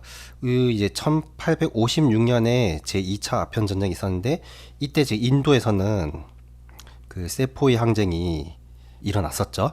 그래서 그 시기, 그러니까 이 시기 여러 지역을 넘나드는 문제다 보니까 더 이제 어려웠을 거라고 생각하는데 어쨌든 핵심은 제2차 아편 전쟁이었고요. 자, 텐진 조약, 베이징 조약 1858년과 1860년이죠. 그것도 중요한 사건이니까 연도를 따로 기억을 해두시면 좋을 것 같습니다. 다음 이제 이 미국의 발전인데요. 이 남북 전쟁은 1861년부터 65년까지 일어났고요. 자, 이 1860년대에 있었던 이제 중요한 사건이니까 이것도 시기를 좀 잘 기억을 해두시면 좋겠습니다. 앞에서 이제 그 크림 전쟁도 제일 먼저 언급이 됐었죠. 러시아의 발전 중에 이 크림 전쟁 1853년부터 1856년. 그러니까 이 앞에서 얘기가 됐던 이 어느 장교라는 사람은 크림 전쟁이 끝나자마자 바로 이제 인도로 넘어갔던 거죠. 거기서 다시 중국으로 가서 이 사람도 복잡한 삶을 살았다는 걸 알 수가 있네요. 자, 우리 또 서아시아 지역도 이제 잘 다뤄졌으니까 이 아라비 파샤 부분도 한번 보도록 하겠습니다. 자, 이집트의 민족 운동의 이제 대표적인 주자죠. 아라비 파샤. 앞에 그 문제 이제 선지에서도 나왔었죠. 무함마드 알리. 그리고 자, 19세기 중에 자, 아라비 파샤가 주도하는 이제 군부의 혁명. 이게 바로 1881년이었어요. 자, 이게 실패로 끝나고 또 그 직후에 이제 수단으로 아까 이제 가서 이제 마흐디 운동 이것도 이제 이 시기라는 거 앞에서 이제 살펴볼 수 있었습니다. 이 부분도 같이 정리해두면 좋을 것 같습니다. 네, 마지막으로 20번 문제 살펴보겠습니다. 가, 나, 국가 사이의 관계에 대한 설명으로 옳은 것은 네, 지문 읽어보죠. 5회 주민들로부터 가, 이가 흑해와 발트해에 주둔 중인 주력 함대를 동아시아의 전장으로 출진시킬 것이라는 소식을 들었다. 중요한 힌트가 될 것 같아요. 흑해와 발트해에 주둔 중인 주력 함대. 자, 흑해와 발트해에 주둔하고 있다. 바로 이게 이제 러시아 함대에 대한 설명이죠. 러시아. 그 발트 함대, 발틱 함대라고 막 들어보셨나요? 이 흑해, 발트해 다 이제 러시아가 함대를 주둔했던 지역이고요. 자, 가의 팽창을 경계하는 영국이 과연 이 함대가 수에즈 운하를 통과하도록 허락할 것인지 귀추가 주목된다. 해서 자, 영국과 이제 대립하던, 자, 이 영국과 러시아가 대립했던 전쟁이 바로 이제 그 크림 전쟁이죠. 앞에서 봤던 이 크림 전쟁을 또 떠올릴 수도 있는데, 크림 전쟁의 이제 기억, 그 추억이 있었다라는 점이고요. 자, 어쨌든 이 영국이 수에즈 운하를 통과시킬지 안 시킬 건지 이런 이제 부분도 있고, 이제 포트사이드라든지 이런 부분은 이제 그 이집트 그 수에즈 인근에 있는 이제 도시거든요. 아, 그렇구나 이제 보시면 되겠고, 어쨌든 그 발트해가 이제 북유럽에 있죠. 그리고 흑해는 지중해 지역. 자, 어쨌든 이 지역에서 뺑 돌아서 뭐 수에즈 운하를 통과를 하든 아프리카를 돌든 이렇게 와서 아시아 지역으로 와야 되는 이제 러시아 함대라는 걸 알 수가 있고요. 자, 아랫부분에 보니까 이제 홍콩은 여러분들 확실히 아시겠죠? 홍콩. 자, 이곳은 가와 전쟁 중인 나로 보내는 군수물자를 선적하느라 분주하다. 이번 전쟁이 점차 치열해지고 있음을 느낀다. 전쟁이 터졌나봐요. 타이완으로 출발하게 될 우리의 아르테미시아호에도 쌀을 비롯한 화물이 가득 실리고 있다. 타이완은 10년 전쯤에 나의 지배에 들어갔다. 자, 타이완, 일본의 지배에 들어갔다라는 거, 그 10년 전쯤이면은 대략 그 청일 전쟁을 얘기하는 것 같아요. 그래서, 자, 일단, 바로, 가는, 러시아가 되겠고요. 나는, 자, 러시아와 전쟁을 했던 이제 국가로, 자, 이 국가가 10년 전쯤에 타이완을 점령했다. 청일 전쟁 때 그 일본이 타이완을 점령하게 되죠. 그래서 그때가 이제 1894년인데, 자, 그로부터 이제 10년이 지난 1904년, 바로 이때 러일 전쟁이 발발하게 되죠. 러일 전쟁. 1894년은 이제 청일 전쟁이었고요. 네, 그래서 이 지문 자료는 러일 전쟁에 대한 설명이 되겠습니다. 그래서 러시아와 일본이 전쟁을 했던 러일 전쟁에 대해서 보도록 하겠습니다. 자, 1번 삼국 간섭으로 대립하였다.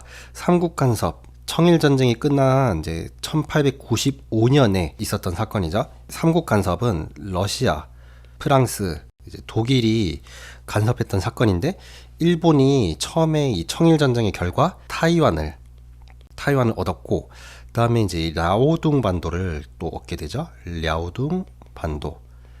이 두 곳을 얻게 되는데, 이 러시아, 프랑스, 독일 세 나라가 이제 간섭을 함으로써 결국 이 랴오둥 반도는 청에게 이제 반환을 하게 됐던 그 사건이 삼국 간섭입니다. 그래서 정답은 1번이 되겠네요.